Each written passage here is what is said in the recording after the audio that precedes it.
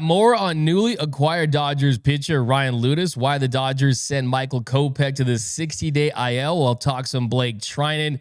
Kenta Maeda was DFA'd. Should the Dodgers consider bringing back Kenta? Also, we're throwing out grades for the month of April and the first edition of Dodgers Dugout Trivia. All that more coming up next on Dodgers Dugout Live. It's time for Dodger baseball. Welcome to Dodger Stadium.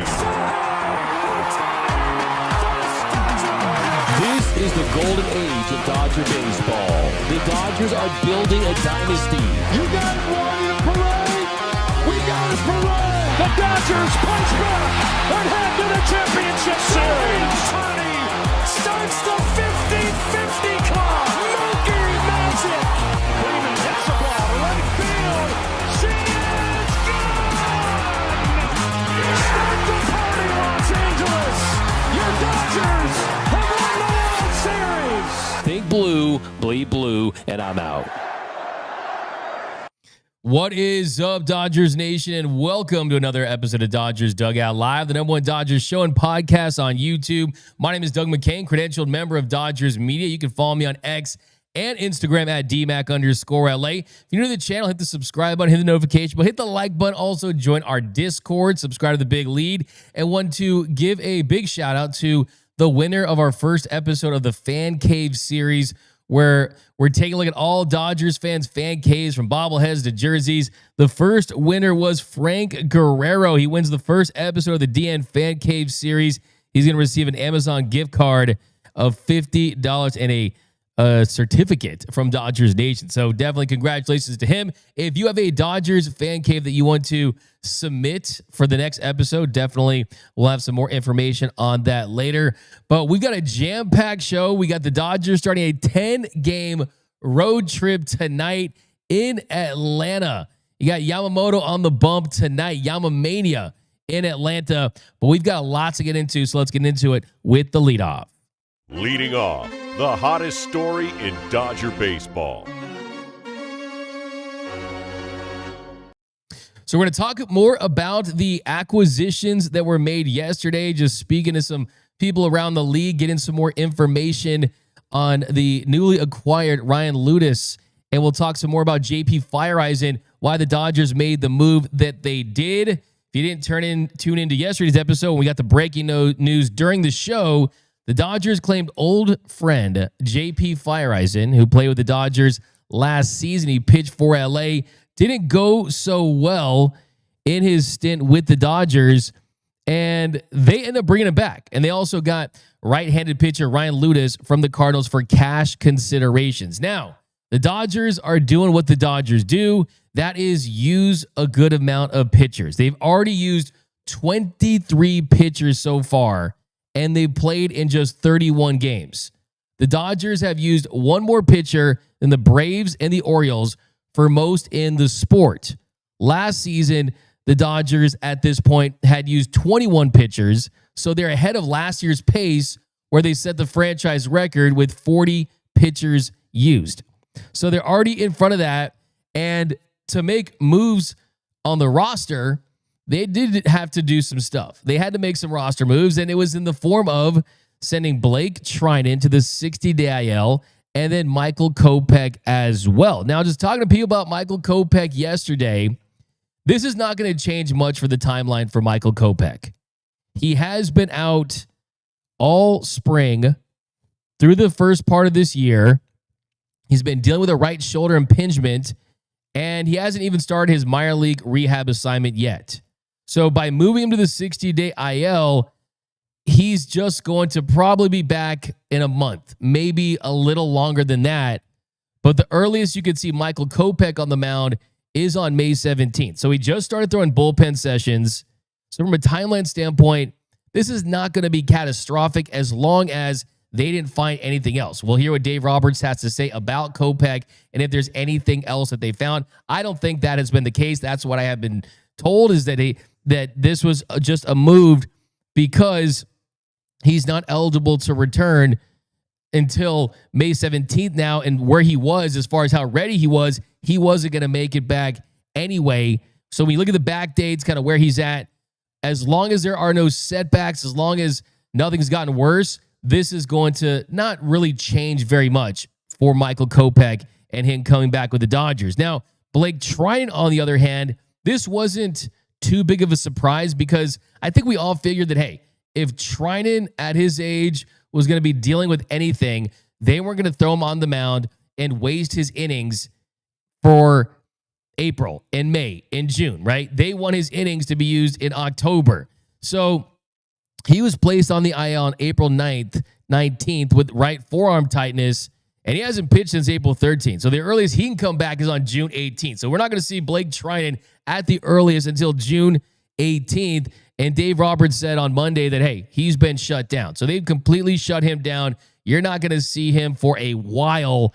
And this is exactly what you expect, exactly what you want, because you want the Blake Treinen in the postseason. It's up there in big moments, and anything that could put a risk to that, anything that could compromise him to the point where he's out for the whole season or anything like that, you would just not have done. So the Dodgers, what they're doing here is you get a guy in JP Feyereisen who was DFA'd by the Diamondbacks on Sunday, a few days after giving up 3 runs, 2 earned in extra innings in the D-backs loss to the Rays.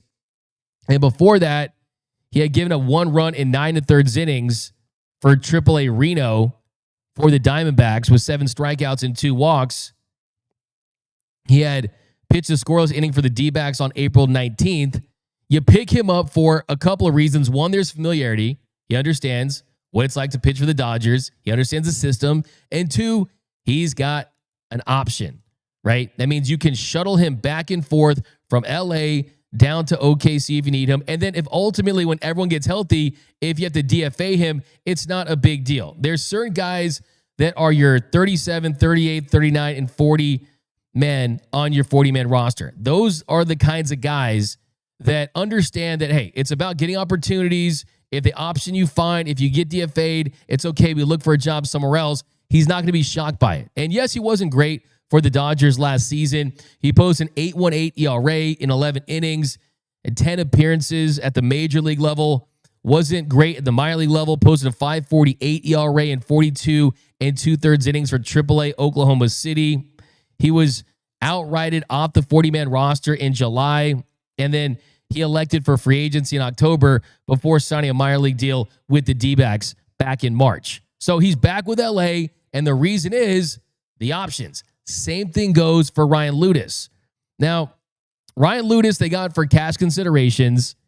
He's someone that was DFA'd by the Cardinals just this past Monday. He signed with the Cardinals as a undrafted free agent back in 2021 out of Washington University in St. Louis. And I heard some really interesting stuff about him. And the interesting thing is, yeah, the way he got on to that roster and the way he's been trying to make his way up in that organization. I learned today that from someone within the Cardinals that he worked for the organization as an intern so that he could write all the code for the pitching app that they were developing. So that's really interesting. Say he's a really awesome guy. Is he an MLB pitcher? That is the big question. He walks a ton, which is common for guys at that level. He does have some strikeouts that are notable as far as just his ability to kind of punch guys out with that four seam, with that sweeper. He made his MLB debut last year, but they sent him right back down after 3 games. The Cardinals, they don't view him as a big league pitcher. That's what I can tell you. The Cardinals don't see him as a big league pitcher. So, and this is other funny thing that I heard from someone from the Cardinals. They told me the Cards don't see him as an MLB level pitcher, which means he's about to become a 4-time All-Star for the Dodgers. So they do have some flexibility with Loutos in that he's got 2 years to see if he can learn from this Dodgers pitching factory. And he's got a 94, 95 mile per hour fastball. He's got a sweeper that he uses, throws in some changeups. They have a couple years to try to see if they can work him out as a long-term project. But he's another guy that you can send him up, you can send him down, you can go back and forth. So the thing is, when you build a bullpen that has guys like Tanner Scott and Kirby Yates and veterans that you trust that don't have options, well, it becomes more difficult to do what they've done for so many years, and that is have guys go back and forth. And you've seen guys like Robleski and Dmac and Bobby Miller. They have options. They haven't pitched well in those spot starts. And then the big kicker in all this is the guys that do have options. Alex Vesia has one. You wouldn't want to use that. He's been one of your best relievers. He's one of the best left-handed relievers in the sport. And then Ben Casparius and Jack Dreyer, who would both be candidates to be those types of relievers and pitchers that we've seen in years past that you send on the OKC Express, right? You come up, you make a start or two, make an appearance or two, open a bullpen game, and then you go back down, and you can do that 5 times throughout the course of a season. That's how it works. And if you are the Dodgers now, though, you're like, wait a minute, because of Michael Kopech's injury, because of Evan Phillips starting the year injured, Ben Casparius has gotten that opportunity and ran with it. They're talking about building him up as a starter. Jack Dreyer has taken this opportunity and ran with it. Has some bumps in the roads of late. There's been some bumpy times, but he's adjusted back and the stuff plays at this level. So you really don't even want to option those guys if you don't need to. Tony Gonsolin's another guy that has options. And when everyone gets healthy, depending on how well he's pitching, he's someone that could certainly, you could factor that in as well as someone that's an option candidate. But with Ryan Loutos, he was signed by the Cardinals, like I said, non-drafted free agent out of Washington University.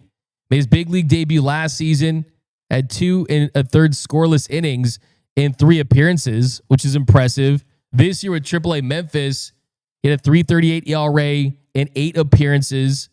By the way, all those 8 appearances were 1 inning. So he's not a multi-inning guy like a Casparius or a Dreyer or some of these guys that we've seen. So you've seen just 1 inning out of him, but he's 6 strikeouts, 2 walks, and 8 innings of work. So yeah, that is the bottom line. The reason why they did this is the way you utilize pitchers with options. That's just what you're going to do. And you don't want to bring in guys that you're committed to long-term. I mean, even the guys that you see on the current roster in the rotation and in the bullpen that you're not married to, you're going to have some flexibility with that. So yeah, I mean, I think where this team is at right now, you'll probably see them DFA Yanduz Gomez, who gave up the runs in their last game at some point. Noah Davis and Matt Sauer, they're being used like that as well.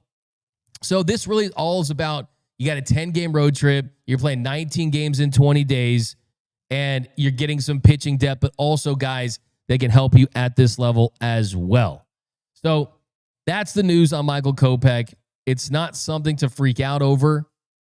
At least that's what we know right now. And it's more so if he wasn't going to be ready.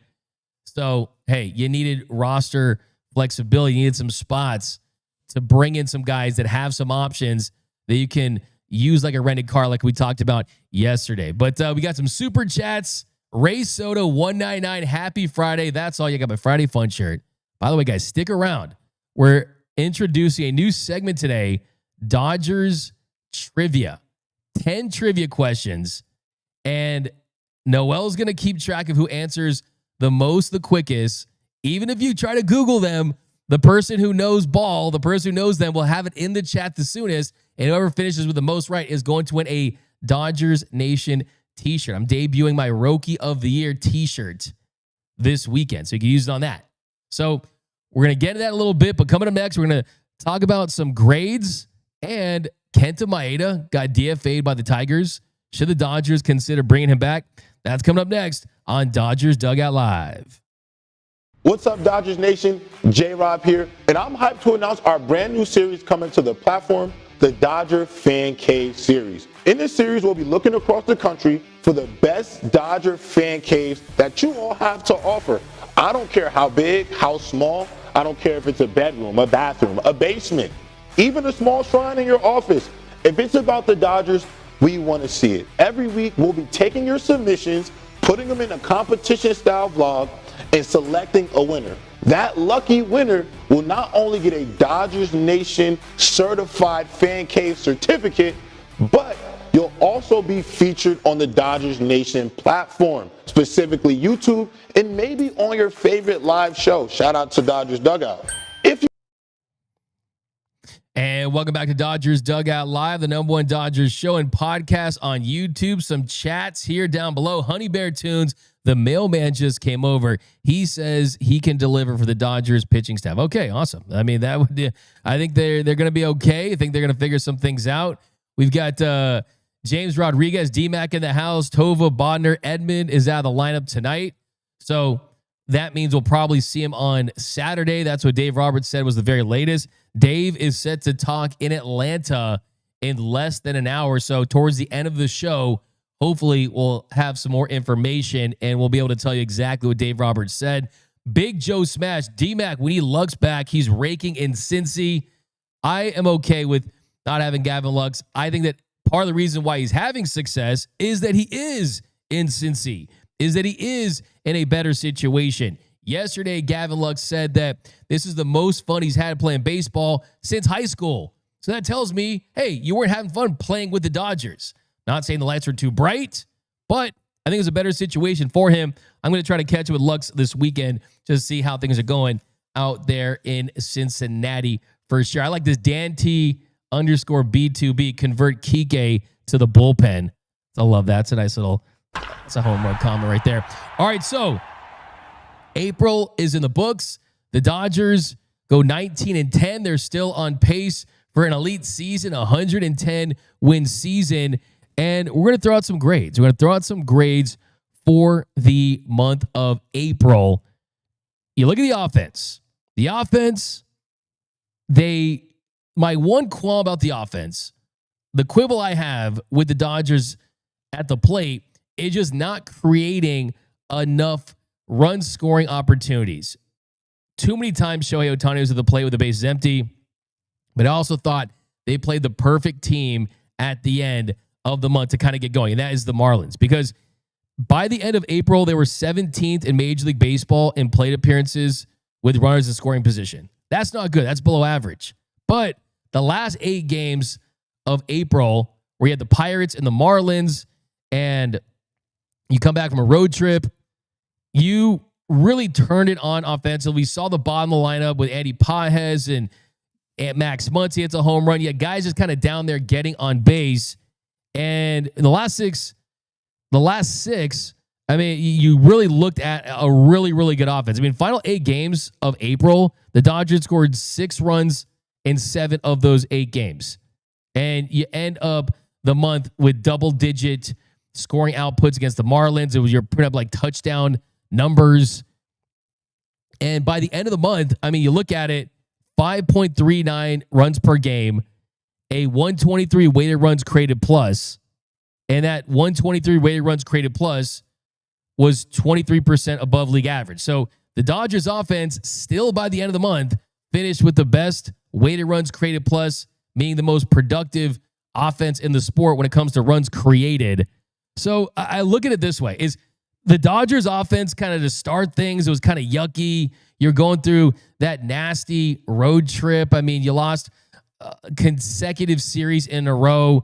Things were kind of mucked up there for a while. And look, part of that time you were missing Freddie, Shohei Ohtani. He left the team because he was waiting for the birth of his daughter, and the Mookie Betts towards the beginning was still coming back from the stomach issue. So you kind of had that nasty stretch in April where, I mean, you lost the series to the Phillies. You lost the series to the Nationals. You lose the series to the Cubs. One of those games you get blown out 16-0. The Rockies you sweep, and then you lose 1 to the Rangers. You get swept by the Cubs, and then you lost 1 to the Pirates, and you kind of finished things the right way. So they started offensively really on a lower note, but then you picked it up at the end. It was almost like you got F's and D's on the first couple of quizzes, but then you crammed all night for the final, and then you end up getting an A. That's kind of what the Dodgers did offensively. Now, as far as the player of the month offensively, it's going to Teoscar Hernandez, who's setting himself up for another All-Star season. He went on a tear towards the end, right up there with Aaron Judge with 32 RBIs, leading Major League Baseball, 9 home runs. That's just 1 shy of the league lead. hitting 310, 325, slugging 621 with a 158 weighted runs created plus for the month. He was the Dodgers' best hitter, their most clutch hitter. It looks like the decision to re-sign him was an absolutely great one. And he was just awesome. I mean, you look at his numbers for the month or even better. I mean, for the year, he's really turning into someone that's, hey, is he hitting for average at this point, right? I mean, when you put up numbers like that for an entire year, you're like, oh my goodness. I mean, Teo was hitting 272 last year. He's hitting 310. And in April, 15 for 35, hitting 429, had extra base hits. He slugged 829, and he was just awesome with runners in scoring position for that month. I mean, 15 for 35 with runners aboard is pretty incredible. And then Will Smith was really good with runners in scoring position as well. But just throwing out grades, Teoscar gets an A for Teo for the month. But the leader for me too in that A class is Andy Pajes. The A in Andy, he gets an A for the month. He hit 325, had a 174 weighted runs created plus. Is that a 1.4 F-WAR? That leads every Dodger offensively. He gets an A. Teo gets an A. Shohei Ohtani, for the month, he had a 155 weighted runs created plus. He had 5 home runs, had 8 RBIs, hit 287. Because it's Shohei, I got to give him a B. It was a B month for Shohei. For 99% of the league, that's an A month. For Shohei, it's a B. Smith's numbers actually trended a little downward. Had a 128 weighted runs created plus, was great with runners in scoring position. Like I said, I give Will Smith a B plus for the month. Tommy Edman slowed down towards the end of the month, did get the walk-off hit. I give Tommy Edman a B plus for the month. Hit 253, had a 120 weighted runs created plus, but the slug at 494, hitting 5 home runs, having 19 RBIs. B plus for me. Miguel Rojas, I'll give Rojas because of the role. I mean, he hit 355 for the month. I mean, he ends up really putting together a solid month in the role that he has. So I'll give Miggy Rowe a solid B. Max Muncy ended up hitting 222 with a 98 weighted runs created plus. It was 2% below league average. I'll give Max Muncy a C minus for sure. I mean, C minus I think is solid for him. He gets a big home run at the end to avoid a D plus. Mookie Betts, a below average month. I'm going to give Mookie Betts a C only because C's get degrees and he's playing shortstop. I'm looking for a big month. I think it's going to be a Mookie May. It's going to be a Mookie May. You start to see him really get together at the plate. Multi-hit games, had a triple in his last game. Yes, it was due in large part to terrible defense, but 10 RBIs in his last 4 games. I think it's a Mookie May. Did get a C for April. Kike, because of the pitching, I'm going to vault him up to a C plus in the role that he plays. An 87 weighted runs created plus. Austin Barnes, an 82 weighted runs created plus. He gets a solid C. Michael Conforto, though, he gets a D. So that's my only D is Michael Conforto. A 53 weighted runs created plus. Hit 123 for the month for Michael Conforto. He was 9 for 73 with 9 of those hits, 7 were singles, and had 2 home runs. He needs to have a much better month. And Chris Taylor, I'm going to give Chris Taylor a C minus just because he hasn't gotten a lot of opportunities. He played in 17 games, but just 16 at bats and went 4 for 16, hit 250. So all in all, I'll give the Dodgers offense a B because we know what they're capable of. And now flipping to the offensive, after the offensive side, let's go to the pitching side. Dodgers pitching, the big issue. So the number one thing I want to see improvement from the offensive side, I want to see more opportunities at runners in scoring position, and I want to see the bottom of the lineup continue to progress. The pitching side, I want to see less innings from the Dodgers bullpen. The Dodgers bullpen has thrown more innings than any team in the sport. That's a good thing because they are capable of it, but it's not a sustainable plan. But Yamamoto, he was the pitcher of the month. He was absolutely outstanding once again. I mean, he is truly, truly the ace of this staff right now. I mean, he absolutely is the ace. I mean, he's been fantastic. He led the majors in so many different categories. And just as a pitcher that we're seeing just kind of emerge from our own eyes, Yamamoto has a real opportunity to establish himself as a top 5 pitcher this year. But like I said, is it sustainable? Because he can go 6 and 7. He's going tonight. But I think you definitely need to make sure that he's getting the proper rest, right? I mean, that he's going 5 and 6 days and he's kind of sticking to that college pitcher type of schedule that he's on. But Yamamoto for the month, a .38 ERA. I'm giving Yamamoto an A+. An A+ for Yamamoto. Didn't pitch his best against Paul Skeens, but still was the first time all season he's allowed more than 2 runs. He was great. Dustin May, a .395 ERA. Because it was his first month really back and the high points from him, I'm giving him a B. I like the fact that he went 27 1/3 innings, and that led all Dodgers starters for the month. So a solid B for Dustin May. Roki Sasaki, a .305 ERA in 4 starts, 20 2/3 innings of work. I'm going to give Roki Sasaki a B-. I really think that he's trending in the right direction. I think he has a big start this week and a big opportunity. Ben Casparius, a .338 ERA. Of course, one of those appearances with the Cubs on the road wasn't at his best.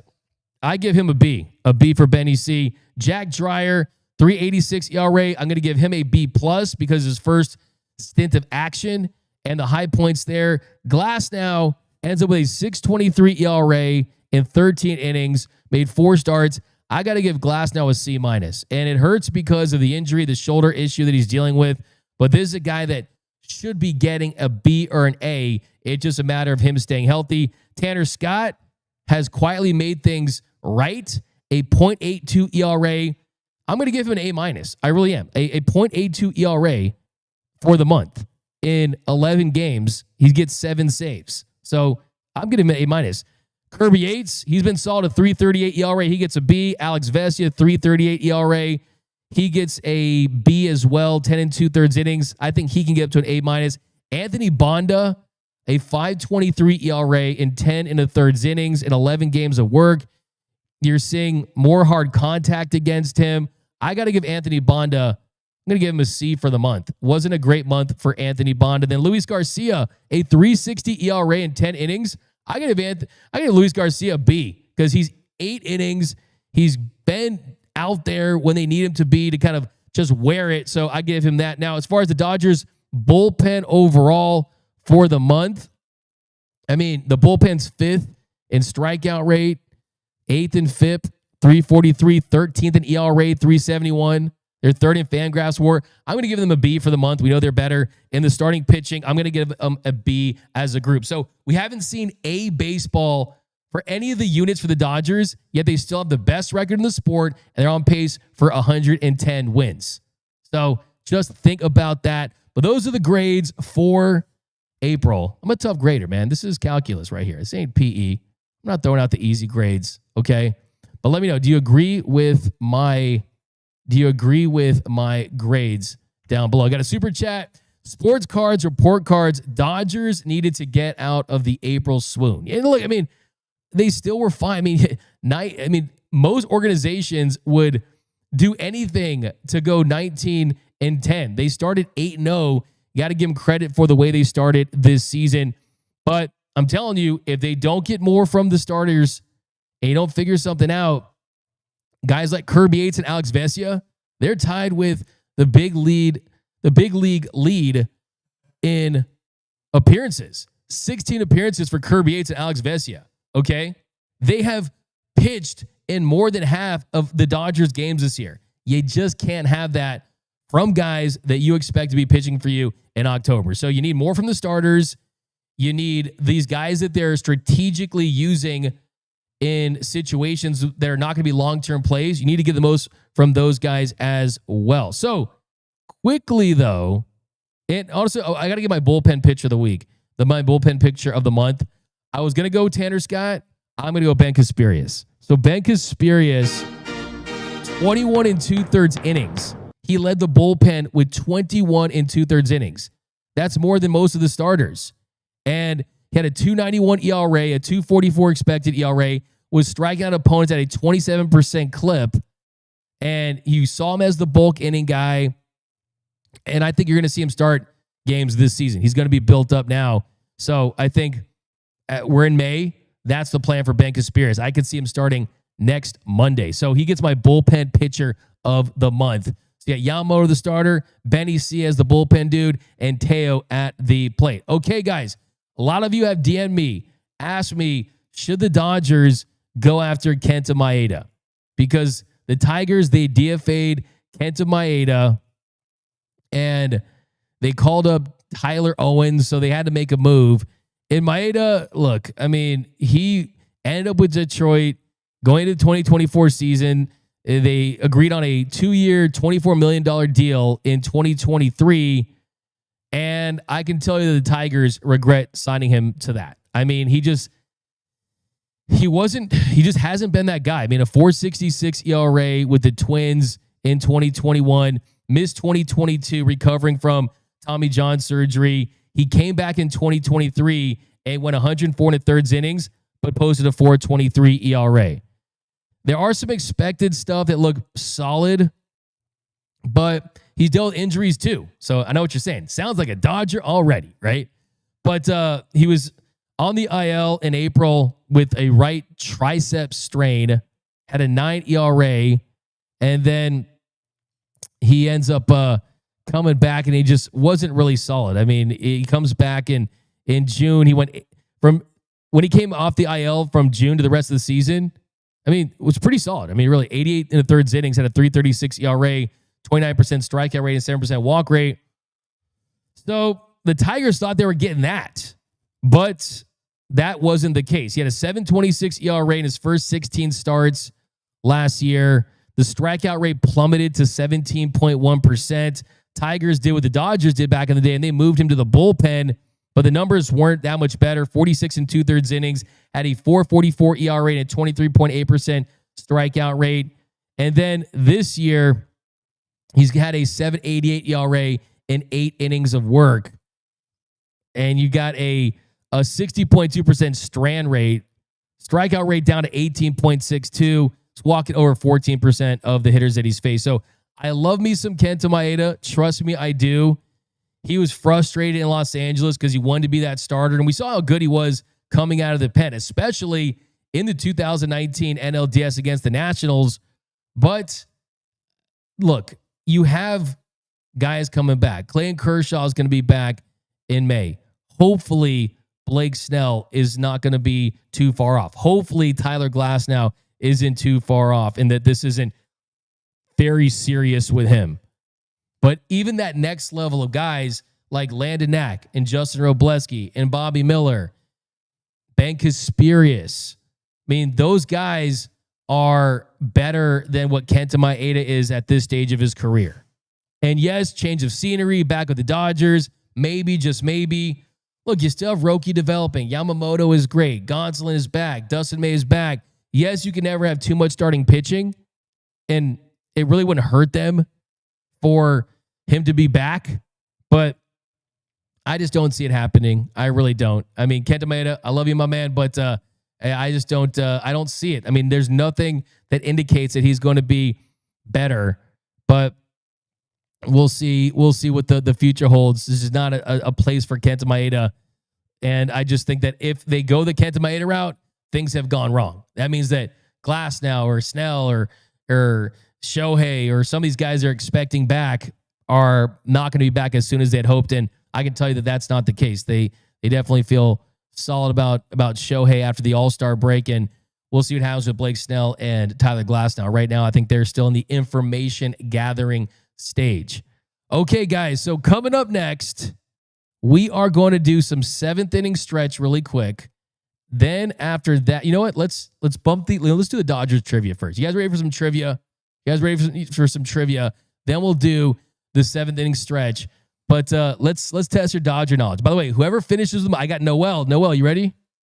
Let's do it, man. Ready for this trivia. Let's get it. I'm ready to give away a shirt to one of these winners. Whoever finishes with the most correct answers. And like I said, I know people are going to be Googling. That's fine. So if you are a quick Google, that's cool. But the ones who know are going to get it in the chat the fastest, and Noel's going to be counting. So that is coming up here on our first edition of Dodgers Nation Trivia here on a fun Friday here on Dodgers Dugout. Dodgers Trivia.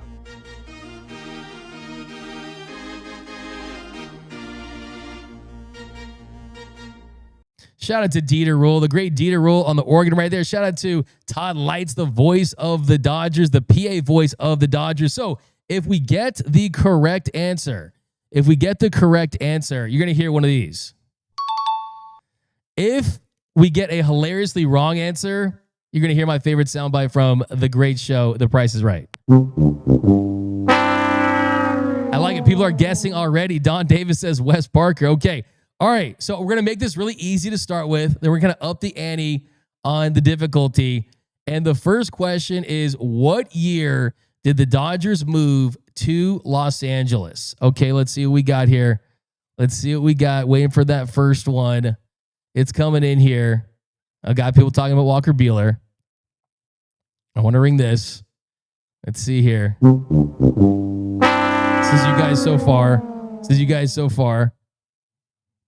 Jose says the answer is the Glizzy Gobbler. 1958. There we go. We got Paul Gutierrez is 1958. A lot of you guys say 1958, but Paul Gutierrez, he gets the first one. Okay, this one, let's go a little more modern. Let's go to last year.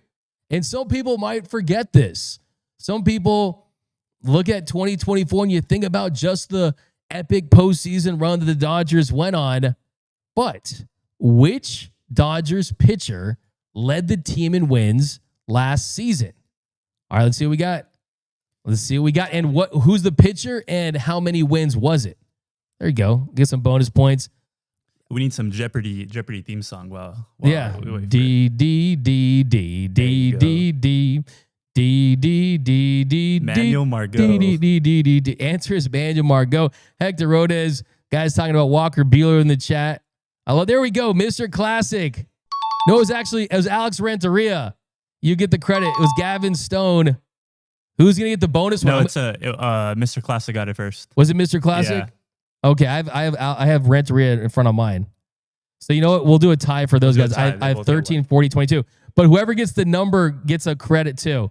Okay, there we go. We got D. Joinator had Stone for 11, so it was 11. So give them credit for that one as well, Noel. Sweet. All right, next one. What number did Clayton Kershaw wear in his Dodgers debut? Which number did Kershaw wear in his first game pitching for the Dodgers? Let's see it. Let's see it right here. Do we have one yet? Let's see. I'm waiting for it. People talking about Jack Flaherty. 54, Dan T _ B2B. You get the credit for that one. Okay. Next one is he wore 22 in his next start. Who was that number a tribute to? What player was that number a tribute to? The number 22. Why does Clayton Kershaw wear number 22? I know that probably most of you guys know this, but let's see who can get it first. Who's quick with it? Let's see. Down below, we got, you guys are rolling, man. Smartest Dodgers fans in the game for sure. Ray Soto, there you go. Throwing the Stone one in there. Here we go. There you go. Dan T _ B2B. He's on fire. It is from Will Clark. I love it. Okay, so which current or former Dodger holds the record for most pitches thrown in one inning of a World Series game? Which pitcher? And bonus points if you can get how many pitches they threw. So let's see here. Let's see what we got. This is a close one, man. You guys are you're getting the feel of it. Let's see. We got there we go. All right. Let's see if we got it yet. A lot of people showing love to Manuel Margot. Richard Flores, you got it. There you go. Rocky Balboa. Shout out to Rocky Balboa. You know that both of his turtles are still alive from the movie, from Rocky with the in the aquarium. All right, we've got Scott Dunn says my mom. That'd be pretty awesome if my mom was a pitcher for the Dodgers. Robleski, Don Sun, 43 pitches, close. Oh man. I think that Mr. Classic, there you go. It is Brent Honeywell. BC also got it too, so we'll get both of them. It was Brent Honeywell throwing 50 pitches in Game 4 of the World Series this past year. Okay, this is a 3-part answer. In 2019, 3 different Dodgers rookies walked it off in the rookie walk-off weekend in back-to-back-to-back games against the Rockies. Which rookies were they? And can you name them? Can you name them in order? It was a Friday, Saturday, and a Sunday. Who's gonna get it? Who's gonna get it right here? Well, I'll give you a clue. One of them, the Dodgers will be facing tonight. There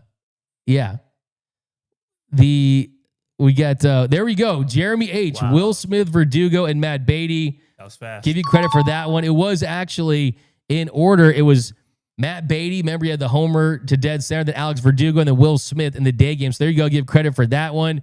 And how about this one? Back in 1884, the Brooklyn Bridegrooms, they averaged 1,194 fans per game. The Dodgers this year are averaging over 51,000 fans per game. But what year did they average the most fans per game? And it was 49,066 fans per game. And a little score update: Mr. Classic and Dan T are on top of the leaderboard. They're both tied at 2 apiece. I love it. Richard Flores, by the way, you know, don't test my Rocky knowledge. I know it's Cuff and Link, baby. Cuff and Link. Those are the turtles from Rocky. By the way, you know that when Stallone was broke, he had to sell his dog Buttkiss. Then he bought the dog back for like thousands of dollars. But here we go. Let's see. We got 2024, 2018. I'm looking for the year. Omar says 2017. You guys getting close. Omar, you're pretty close. 2017 was close, but no. Avery, nope, not 2024. You're getting close. 1988, Craig, you're pretty close. Nope, not as close. Give you a hint. It's closer to 2017 than 1988. Mr. Class. Oh, there you go. The Gator Show gets it. It was 2019. 2019, the Dodgers averaged 49,066 fans per game. Okay, couple more here. Who was on base when Kirk Gibson hit his walk-off home run in Game 1 of the 1988 World Series? Who was on base? This is going to be testing out your throwback Dodgers knowledge. Who was it? Mr. Classic rooting for everyone. Lawrence Jarris, that was so close. I'm not giving any hints. I know, I love the people just throwing out random years. That was pretty awesome. Eric Davis is not a correct answer. Mike Davis is the correct answer. So we got another one right there. Okay, last one today. How long was Travis d'Arnaud on the Dodgers roster in 2019? How long was he on the Dodgers roster? I mean, you could take a couple answers for this one. Or you could do how many games he played. But I'll take both. I'll really take both. How many games did Travis d'Arnaud play for the Dodgers in 2019 before going to the Rays, then ultimately ending up with the Braves? Here we go. Let's see if we got it. Avery Scanlon. Wait, Tova actually got it, I think, first. It was Tova Bodner at 1 day. You get the last one. Okay, guys. Hey, well, that was a lot of fun. Give you a Let's Go Dodgers. Thanks for participating here on Dodgers Dugout Live Trivia. Tanner Fellows gets extra credit there. No, I'm giving extra credit for Tova. Give the first 5 days one credit too. Tova, I'm giving you one for 5 days. By the way, I love how George said 4 hours. That's a comment of the show. It's a comment of the show. So I'll give you the credit for that one. But all right, guys, who's winning the t-shirt? And we're going to do this every Friday. Dodgers Dugout Live Trivia. All right, Noel. By the way, give Noel some love because it's not easy. You guys are going crazy down there in the chat, dropping the answers for sure. Susan Lee loved it. We're going to do this every Friday, the fun Friday. All right, who was the winner? And by the way, you guys go back and watch and count them. All right, we got Omar says Torta Lasorda is the winner. Okay, but Noel, do we have a winner? So, quick question: did Tova get 2 points or 1 point? 1 point. Because of the bonus point, right? The bonus point was 1, yeah. Okay, sweet. So then I believe we have a tie between Mr. Classic and Dan T. Mr. Classic and Dan How T. about a little tiebreaker, a little trivia question off the top of your head? All right. I got, thankfully, I do have one on the top of my head, and it will go back to 1988. Okay, this is the tiebreaker between Mr. Classic and Dan T.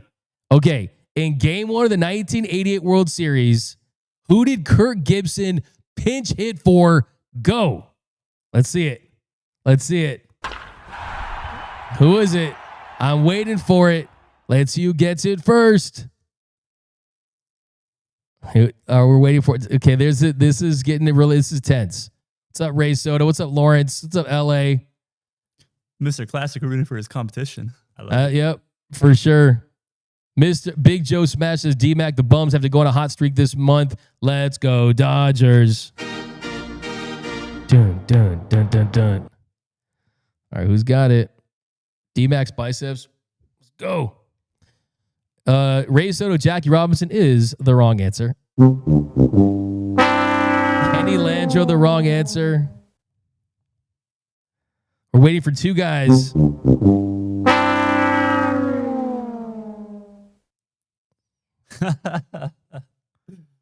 we just call it a tie? I mean, or we could open it up to everyone else that was on the board.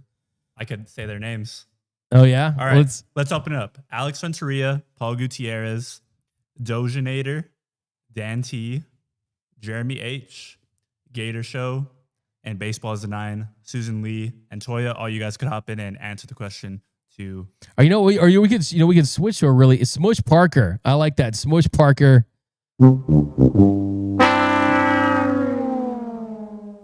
There we go. There we go. Getting close. Get in close. Pee Wee Reese. Dodger for life. Darren Dreifert. Pablo Escobar. That's a wrong answer.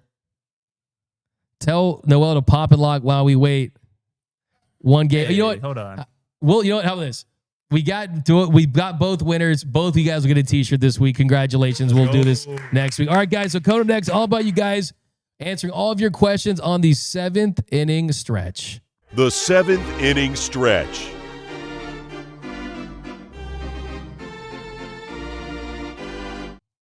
All right, we got Adam 818, Lakers in 7. Hey, they got Maxi Kleba, right? So hey, that's Lakers in 9, right? No, but we've got 4-seater 777. Kenta's made his generational wealth. Play with someone else, not us. I actually was at Kenta's first LA start. I wish him well.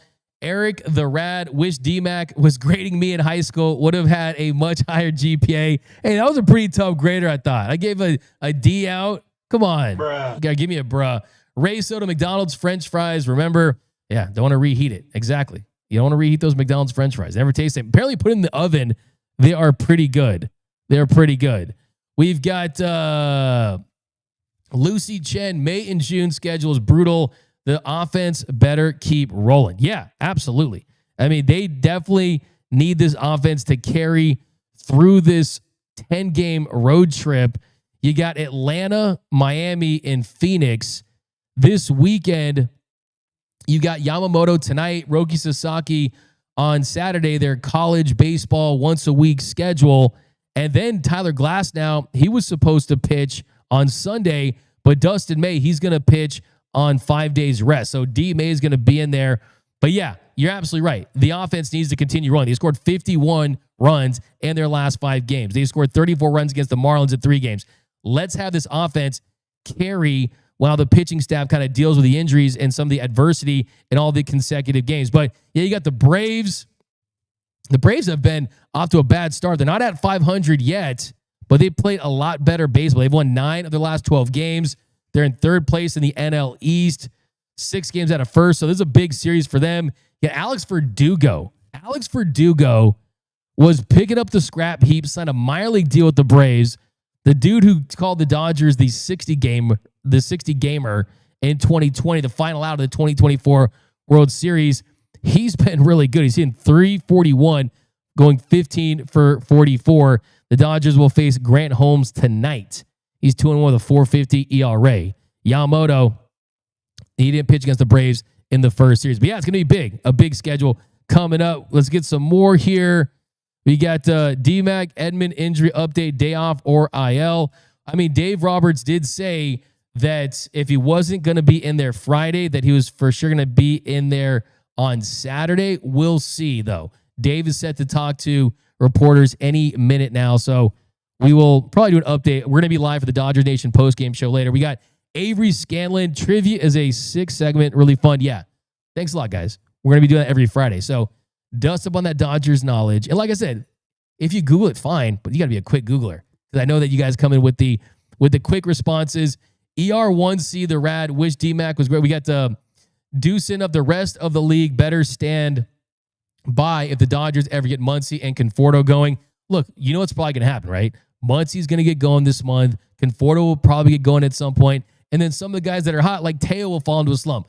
Pages is going to fall into a slump. I had a scout text me and said, hey, DMAC, remind all of your listeners and viewers that Pages is going to go through another slump, and to please remember how he looked like during this hot stretch. So let's not forget that. Paul Gutierrez, DMAC, who will be our starting pitcher for these next 10 straight games. Well, I just gave you the 3, and you're going to see a bullpen game mixed in there. Dave Roberts already said that you're going to see a bullpen game mixed in there at some point during this stretch, and that's going to be in there. Dave Roberts said there might be a bullpen game in there. Said he's not 100% sure about that, but you could see some guys on spot starts coming up.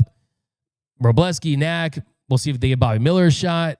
I think Ben Casparius, I would not be surprised to see him as a opener that's continued to that they're going to continue to stretch out. So that's another option as well. Evie Warrior says, can't wait for Kershaw to be back. Yeah, I mean, things are going well. I mean, there's no setbacks. That's the thing about Clayton Kershaw. And I got people asking me about Clayton Kershaw and how he looked in his rehab start. Gave up a couple home runs at the end to Brousseau and Campusano. Those are big leaguers, right? And that's good for him because he gets to see how his stuff is playing against big leaguers. But as long as it's, hey, I'm feeling worse the day after, that would concern me. For Kersh, I just want him to come back, make 10 or 12 starts at the minimum, hopefully more, especially because they're going to need him. I want the 32 strikeouts so we can get to 3,000. And I just want to celebrate Clayton Kershaw, man, because that's what it's about. I really do think that. Alex Renteria, Verdugo used to bleed blue, loved being a Dodger, but he doesn't understand business. Any team would have traded him for Mookie. Yes. I mean, absolutely. I mean, it's one of the best trades. That's absolute. I mean, the Lakers give Anthony Davis for Luka Doncic. Okay. That would have been like if the Lakers gave up like Dalton Connect for Luka Doncic. That would have been the equivalent. That's what Alex Verdugo was at best. And you got Mookie Betts, a future Hall of Famer. Blue Andre, yes, for sure. DMAC, it's going to be a Mookie May, then an Ohtani May too. Let's go Yosh Knight. I love that. Nando, 390. Kershaw coming back to punt games and tax the bullpen for the sake of 3K strikeouts. Come on. Bruh. Nando. Finish him. Isaiah Cruz, hot take. Conforto isn't going to work out. Well, I hope he does because I said he was going to be an all-star. So I hope at least he's playable. But yeah, you guys, he also said Ben Casparius was going to be the breakout pitcher from the bullpen. So yeah, I got more dubs than L's, that's for sure. But I'm not happy about this Conforto situation. Jen, hey, DMAC, the rumors are that Arenado will be traded by the deadline. I mean, look, that's what Nightingale said on this show. But look, if the Cardinals get, it's not a guarantee. It's actually not a guarantee right now. That's the very latest. But Jose Aguirre, y'all couch GMs were calling Lux trash. Then he went off in the second half of the season. It was up to y'all. You would have traded everyone struggling. Jose Aguirre, I mean, welcome to being a Dodgers fan, right? I mean, that is baseball is a sport where even if your team is having success, you're miserable for like 6-7 months of the year. That's how baseball is. Okay. A $5 super chat from Don't Care 187. LaFraud, Brawny, and JJ need to go. Genie sell the team to Guggenheim. Luka get into shape. Dodgers going back-to-back. DFA Conforto. So, hey, some Lakers love right there. Or not. Brawny. Look, Brawny's impact in the first-round playoff series was undeniable. I mean, triple-double. I mean, 10 claps, 12 let's go, 14 fist bumps. I mean, a triple-double.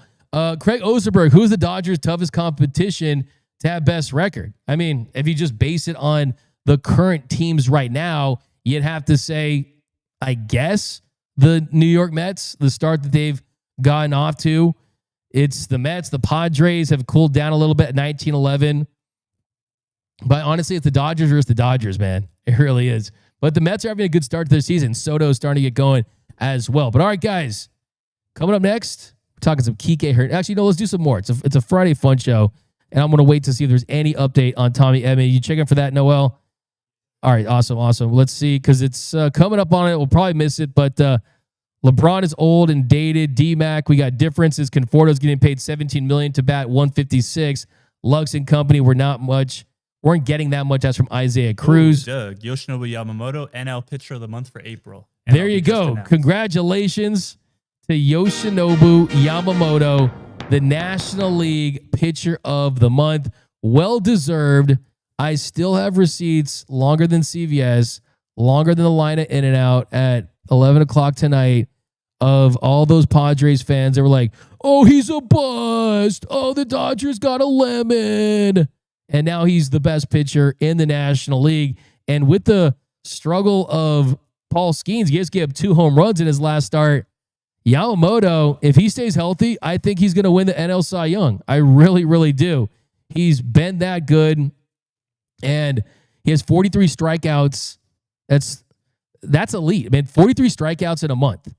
That's only been done 13 times in Dodgers history with a ERA less than 120. So you got 40 strikeouts and an ERA less than 120. That's elite stuff from Yoshinobu Yamamoto. Of course, the last to do was Clayton Edward Kershaw back in 2016 in May. So, yeah, I mean, Yamamoto's great. I love the fact that he's having success, and he's really going to have to carry this team. He really, really is. But, yep, guys, let's get into the walk-off. The walk-off. All right, for the walk-off today, Kike Hernandez, he dropped this post on Instagram, and Kike had the picture of him with the batter's helmet, the pitching helmet, and the caption that read, after 9 years as a Dodger, I finally made my Dodger Stadium pitching debut. Honored to have done it on Women's Night. Had to wear the helmet to remind everybody to use protection. Hashtag safety first. Bruh. As far as my job on the mound, I'm pretty happy about it. Induced a lot of weak contact, painted the corners with the cutter, and had a 40-mile-per-hour spread. When it comes to covering first base, I'll be out there with the pitchers next time they have PFPs. Kike Hernandez, man. What more can you say about the guy? Absolutely priceless, dude. His teammates love him. The fans love him. And he's just been a really great Dodger. But that's going to do it for this episode of Dodgers Dugout Live. My name is Doug McKain. You can follow me on X and Instagram at Dmac_LA. What's that? Tommy Edman updates. What is the update? From David Bassett. He's testing out his sore right ankle before their series opener. And the Dodgers and Edman are optimistic he can return to the starting lineup tomorrow if there is no rain. There you go. So Dave said it a couple of days ago that if it wasn't Friday, it'd be Saturday. They're testing it out. There could be some inclement weather, but all these are good signs that it's nothing serious, and he's going to be back out there for the Dodgers. But that's going to do it for this episode, guys. My name is Doug McKain. You can follow me on X and Instagram at Dmac_LA. If you haven't yet, hit the subscribe button, hit the notification bell. Do me a huge favor, hit the like button on the way out for your Los Angeles Dodgers. And until next time, think blue, bleed blue, and I'm out.